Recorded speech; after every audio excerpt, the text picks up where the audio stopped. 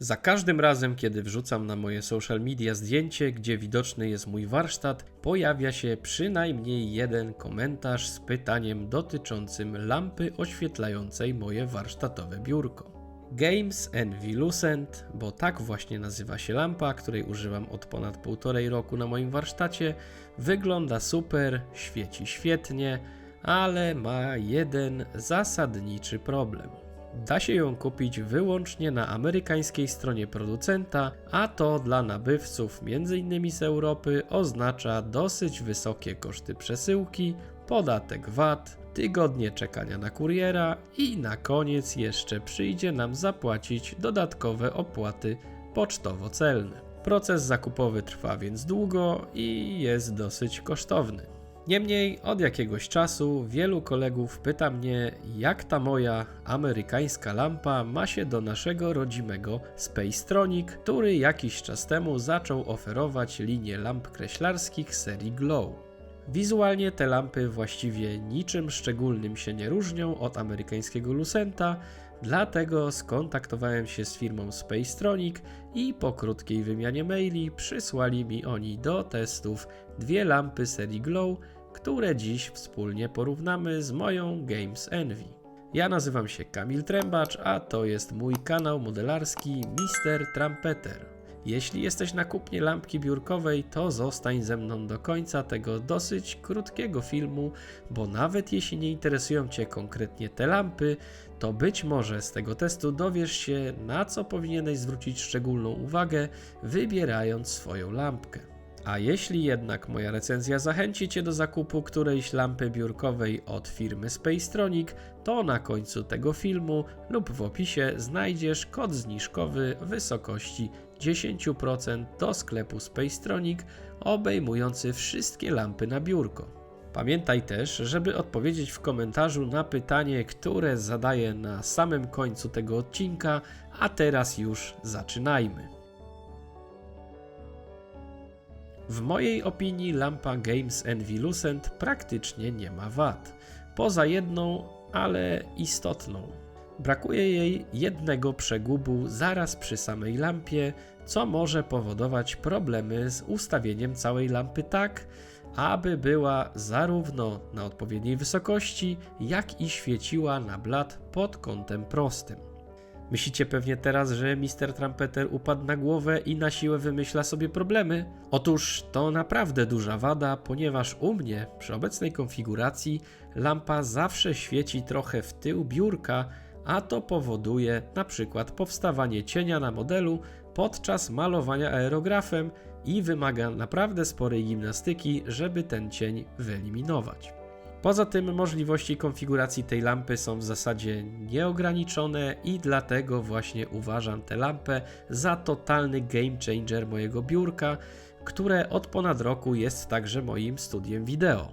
Lampa ta sprawdza się doskonale do pracy, jako oświetlenie do wideo, a także do zdjęć z warsztatu.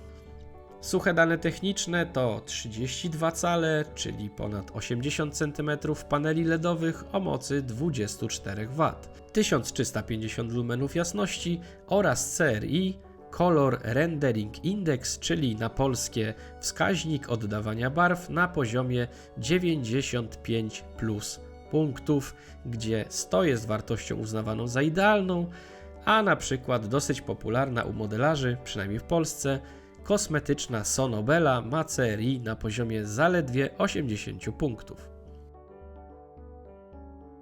Do testów otrzymałem dwie lampy Spacetronic serii Glow. Lampa D1, czyli chyba najbardziej podstawowa wersja z tej serii, jest montowana do blatu i właściwie gabarytowo jest niemal identyczna z lampą Games Envy.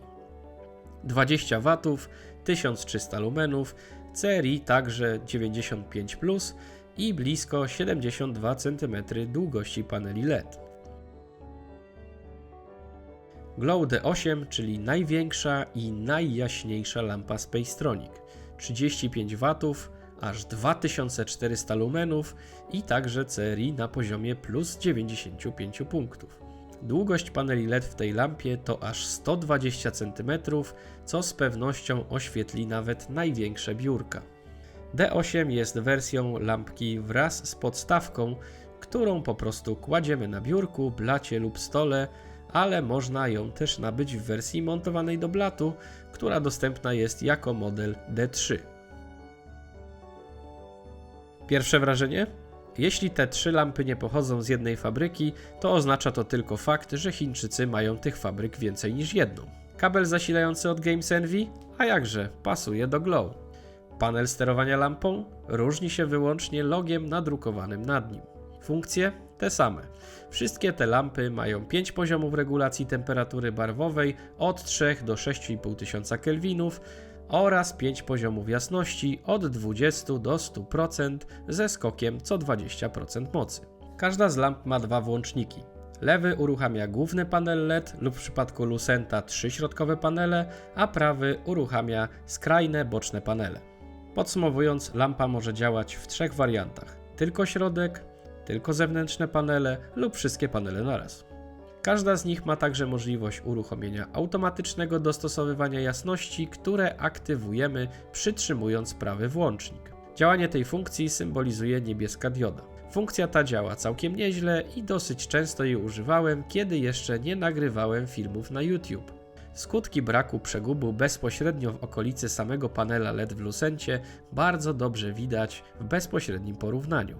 Lampa jest znacznie mniej ustawna jedną ręką niż jej koleżanki ze Spacetronic. Natomiast jeśli chodzi o konfigurację poszczególnych ramion lampy, no to Games Envy bezsprzecznie wygrywa. Jeśli wciąż macie wątpliwości, czy wszystkich 3 lamp wspólną matką jest jedna chińska fabryka, to porównajmy same przeguby ramion paneli LED. Widzicie jakieś różnice poza długością poszczególnych paneli? Może chociaż podstawa lampy montowanej do blatu się czymś różni. I owszem, naklejką i umiejscowieniem na niej informacji technicznych. Przypominam, że zasilacze także pasują. A jak to świeci? Zobaczcie sami. Na ekranie w dolnym rogu przedstawiam teraz prezentowaną właśnie lampę, a w górnym aktualne ustawienia danej lampy. Wszystkie 3 nagrania zostały nakręcone zaraz po sobie w takich samych warunkach oświetleniowych i na dokładnie takich samych ustawieniach kamery, czyli najbardziej obiektywnie jak to było możliwe w moich warsztatowych realiach. Pamiętajcie, że to, że przykładowy model wygląda na prześwietlony, w tym przypadku wcale nie oznacza, że lampa jest za mocna. Test ma jedynie na celu pokazanie Wam efektywnej mocy każdej z lamp i to, w jaki sposób oświetla ona środek biurka oraz jego najbliższe otoczenie. Zaczynamy od dużej lampy D8 z podstawką na biurko. Lampa ta jest po prostu ogromna. Podstawka zajmuje bardzo dużo cennego miejsca na biurku, a dodatkowo lampy Spacetronic z podstawkami mają o 1 przegub mniej, co w sposób znaczący ogranicza ich konfigurowalność. Bardzo duża szerokość środkowego panelu powoduje, że boczne panele lampy są dosyć daleko od środka biurka, co powoduje coś w rodzaju zanieczyszczenia światłem. A dodatkowo panele boczne są tak długie, że nie da się ich zbyt nisko opuścić, bo wtedy oślepiają. Jeśli nie masz bardzo dużego biurka lub blatu roboczego, gdzie mógłbyś wykorzystać całą szerokość tej lampy jako jeden długi panel LED, to odradzam Ci te opcje. Podstawka ogranicza tutaj także możliwość ustawienia samej lampy na biurku, ale dla osób, które nie mają możliwości montażu lampy do blatu, pewnie będzie to po prostu uniedogodnienie do zaakceptowania. Mały glow D1 będzie całkowicie wystarczający dla znakomitej większości modelarzy. Przegub zaraz przy panelach LED bardzo ułatwia konfigurację lampy, a światła jest wystarczająco dużo pod warunkiem, że używamy tej lampy ze wszystkimi panelami włączonymi. Kompaktowe wymiary paneli LED powodują, że nie mamy tutaj do czynienia z zanieczyszczeniem światłem, jak w przypadku D8. A przez to, że panele boczne są znacznie krótsze i bliżej środka biurka, nie występuje tutaj wcześniej wspomniany problem oślepiania.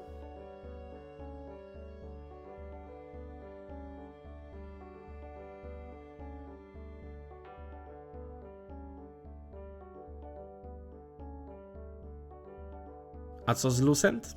Myślę, że obraz mówi tutaj więcej niż 1000 słów. Duża moc powoduje, że w normalnym użytkowaniu do pracy zupełnie wystarczają 3 środkowe panele. Pozostałe 2 zewnętrzne uruchamiam wyłącznie, kiedy fotografuję swoje modele na warsztacie, a możliwość ustawienia całej lampy tak, aby doświetlała model jednocześnie od góry i z boków, to zaleta, której ja osobiście nie umiem sobie odmówić.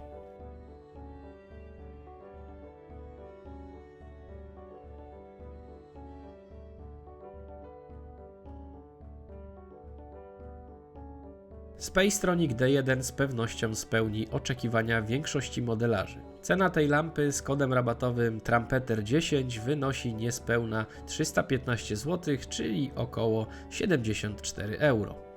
To w porównaniu z Games Envy Lucent, która jeszcze przed VAT-em 23% i opłatami pocztowo-celnymi wynosi z przesyłką aż $123, czyli około 106 euro, jest ceną bardzo przystępną.